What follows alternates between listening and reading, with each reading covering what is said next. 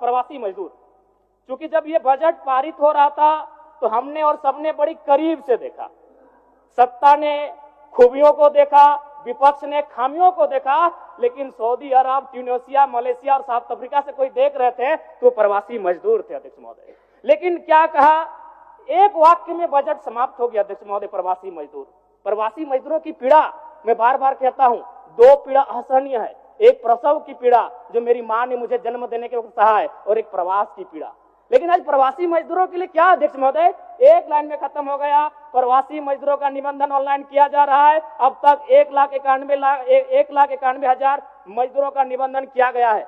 महोदय, इसमें प्रवासी मजदूर खोज रहे थे, वो विदेशों से बैठकर बजट को देख रहे थे कि शायद हमारे हिस्से में भी कुछ आएगा। जब हमारी मैया को, हमारी बहनों को कुछ मिला तो शायद हमारे हिस्से में कुछ आएगा। माननीय सदस्य जनार्दन पासवान जी। चूंकि मैं एक युवा हूं और युवा होने के नाते इस बजट से युवाओं के लिए कोई विशेष प्रावधान नहीं दिख रहा अध्यक्ष महोदय।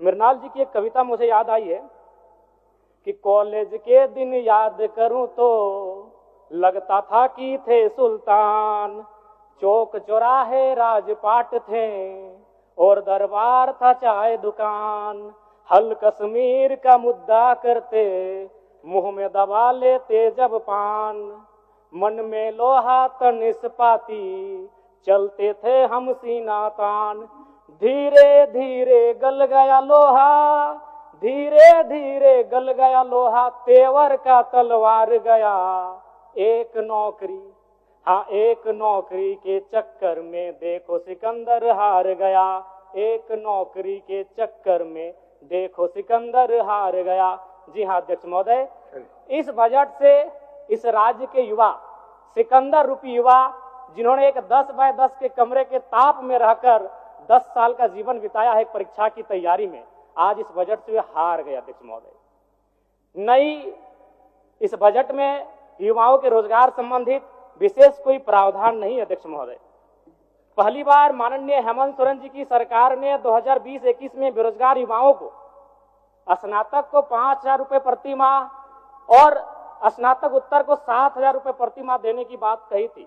फिर कालांतर में मुख्यमंत्री प्रोत्साहन योजना, मुख्यमंत्री युवा प्रोत्साहन योजना, मुख्यमंत्री प्रतिभा प्रोत्साहन योजना नामक बहुत सारी योजनाएं पुस्तिका में छपी। हम लोगों ने सुना, पढ़ा, लेकिन 1 रुपए खर्च युवाओं पर नहीं किया गया उनके प्रोत्साहन राशि को लेकर अध्यक्ष महोदय। इसलिए इस बजट से निसंदेह माता लोगों की जीत हुई है, मैया सम्मान की जीत हुई है, लेकिन इस बजट से इस राज्य के युवा हार गए अध्यक्ष महोदय।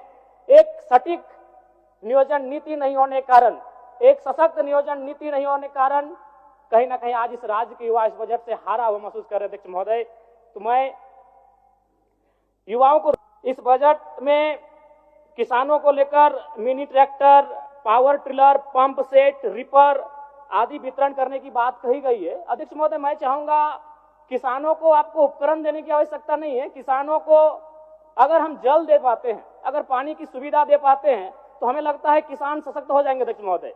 अध्यक्ष महोदय, मैं ये कहना चाहता हूं, जो भी डैम बने हैं, चाहे वो चांडिल का डैम हो, कोणार्क का डैम हो, मैथन डैम हो, पंचेत डैम हो या टेनू घाट का डैम हो, वो पानी केवल उद्योगपति के कारखानों में जाने के लिए नहीं बना अध्यक्ष महोदय। तो क्यों ना सरकार एक प्रयोग करे, जैसे कोणार्क डैम विष्णुगढ़ ब्लॉक आता है, तो विष्णुगढ़ ब्लॉक के 5 गांवों का उदाहरण प्रस्तुत कीजिए, वहां सिंचाई की व्यवस्था करिए और कम से कम कृषक को उन्नत बनाने का प्रयास किया जाए। अध्यक्ष महोदय, मैं इस बजट में सुझाव का अपील करता हूं अध्यक्ष महोदय। चलिए, और 1 मिनट लेंगे, ज्यादा नहीं अध्यक्ष महोदय, परम श्रद्धेय आदरणीय, इस बजट से दिव्यांग, वृद्धा और विधवाओं को बड़ी आस थी अध्यक्ष महोदय। और जब इस बजट को पढ़ा, और वे लोग भी जब पढ़ेंगे तो बड़ा विशाल लगेगा, 1,449 करोड़ 26 लाख, बहुत बड़ी राशि।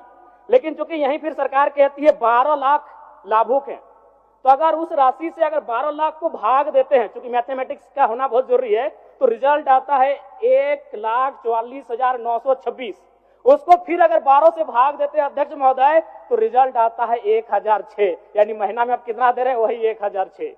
देखने में, सुनने में बजट बड़ा विशाल लग रहा है, 1,449 करोड़, लेकिन अंत तो रिजल्ट आता है एक महीने का वही 1,006 रुपए अध्यक्ष महोदय। अंत में जयराम कुमार, माननीय सदस्य जयराम कुमार।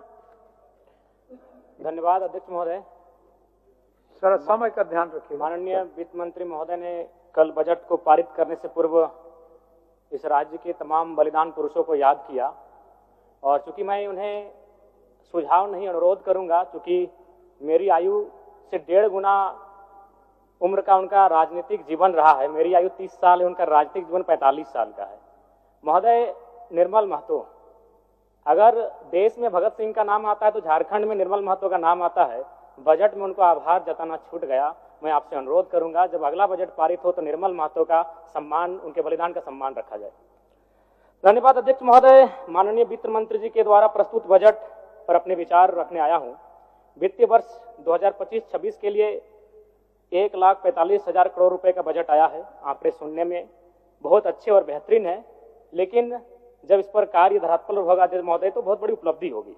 निसंदेह इस राज्य सरकार की एक महत्वाकांक्षी योजना रही मैया सम्मान, उस पर लगभग बजट का 9.5% प्रावधान दिया गया। लेकिन मेरा मानना है अभी भी 2 महीनों से मैया सम्मान योजना की राशि निर्गत नहीं हो पाई है। तो कहीं ना कहीं इच्छा शक्ति का अभाव, बजट कितना भी विशाल बेहतरीन क्यों ना हो, अगर कार्य करने की इच्छा शक्ति ना हो तो उस बजट का सदुपयोग नहीं कर पाते अध्यक्ष महोदय। इस बार कृषि में 4,587 करोड़ का प्रावधान है, जो कि सराहनीय है। लेकिन चूंकि मैं एक युवा हूं और युवा होने के नाते इस बजट से युवाओं के लिए कोई विशेष प्रावधान नहीं दिख रहा अध्यक्ष महोदय।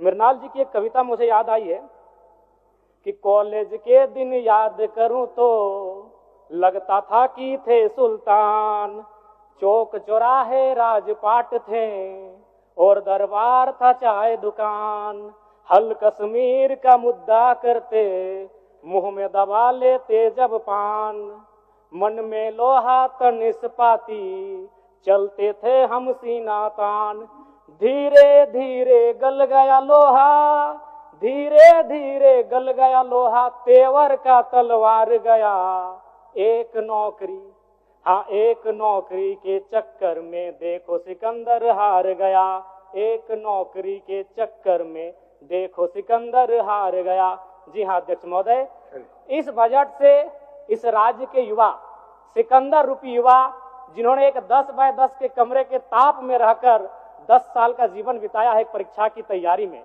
आज इस बजट से वे हार गए अध्यक्ष महोदय। नई इस बजट में युवाओं के रोजगार संबंधित विशेष कोई प्रावधान नहीं अध्यक्ष महोदय।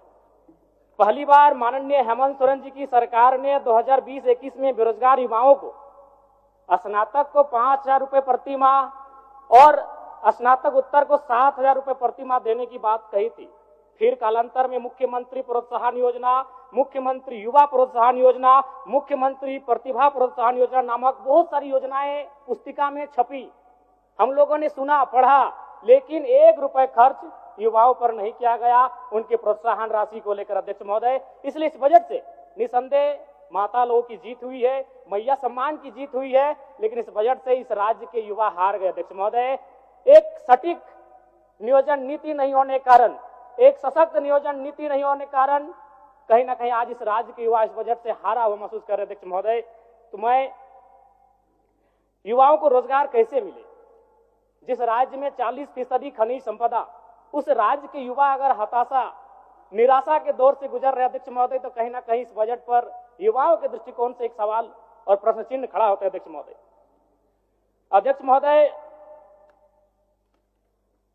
राज्य में अनुसूचित जाति परामर्शदात्री आयोग का गठन सराहनीय है, इसकी मैं सराहना करता हूं और वित्त मंत्री जी को साधुवाद देता हूं। महोदय, अंत में मैं इस सिस्टम पे आता हूं। इस सिस्टम पे आना इसलिए जरूरी अध्यक्ष महोदय, क्योंकि माननीय वित्त मंत्री महोदय ने विधायिका के कर्तव्य का अनुपालन करते हुए बजट को तो प्रस्तुत किया, लेकिन यदि कार्यपालिका का सहयोग नहीं रहेगा अध्यक्ष महोदय, तो ऐसे बजट का कोई उपयोग नहीं रह पाएगा। आंकड़े कहते हैं 2023-24 का आंकड़ा अध्यक्ष महोदय, बजट का कुल योग था 1,41,498 करोड़, लेकिन हम लोग खर्च कर पाए थे 1,07,920 करोड़, यानी लगभग 33,000 करोड़ की राशि खर्च ही नहीं हो पाई थी अध्यक्ष महोदय। और इस बार का जो बजट है, जो पूर्व का, उसमें भी मात्र 65% ही राशि को खर्च किया गया। इसलिए विधायिका के साथ साथ अगर कार्यपालिका अपनी जिम्मेवारी का अनुभव नहीं करेगी, अनुपालन नहीं करेगी अध्यक्ष महोदय, फिर बजट का कोई प्रावधान नहीं रहता है अध्यक्ष महोदय। ज्यादा नहीं और 1 मिनट का समय लेंगे अध्यक्ष महोदय, चूंकि इस बजट में किसानों को लेकर mini tractor, power tiller, pump set, ripper आदि वितरण करने की बात कही गई है। अध्यक्ष महोदय, मैं चाहूंगा किसानों को आपको उपकरण देने की आवश्यकता नहीं है। किसानों को अगर हम जल दे पाते हैं, अगर पानी की सुविधा दे पाते हैं, तो हमें लगता है किसान सशक्त हो जाएंगे। अध्यक्ष महोदय, मैं ये कहना चाहता हूं, जो भी डैम बने हैं, चाहे वो चांडिल का डैम हो, कोणार्क का डैम हो, मैथन डैम हो, पंचेत डैम हो या टेनूघाट का डैम हो, वो पानी केवल उद्योगपति के कारखानों में जाने के लिए नहीं बना। अध्यक्ष महोदय, तो क्यों ना सरकार एक प्रयोग करे, जैसे कोणार्क डैम विष्णुगढ़ ब्लॉक आता है, तो विष्णुगढ़ ब्लॉक के 5 गांवों का उदाहरण प्रस्तुत कीजिए, वहां सिंचाई की व्यवस्था करिए और कम से कम कृषक को उन्नत बनाने का प्रयास किया जाए। अध्यक्ष महोदय, मैं इस बजट में सुझाव का अपील करता हूं।